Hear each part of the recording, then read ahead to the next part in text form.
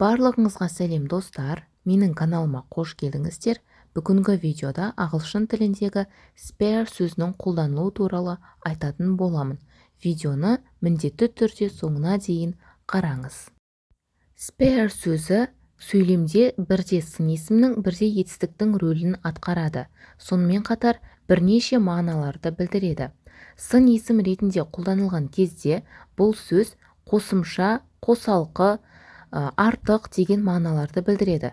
Орысша айтқанда запасной, лишний деген мағыналарды білдіреді. Егерде мысал келтіретін болсақ, spare time бос уақыт, spare parts қосымша бөлшектер деген мағыналарды білдіреді.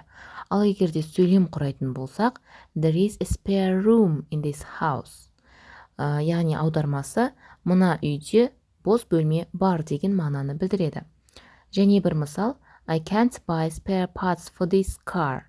Мен мына көлік үшін қосымша бөлшектер сатып ала алмаймын деген мағынаны білдіреді. Ал егерде етістік ретінде қолданатын болсақ, бұл сөз аяу, үнемдеу деген мағыналарды білдіреді. Орыс тілінде айтқанда жалеть, экономить деген мағыналарды білдіреді. Ал ендеше мысалдарға назар аударайық. Бірінші мысал, I can't spare the time. Мен уақытты үнемдей алмаймын деген мағынаны білдіреді.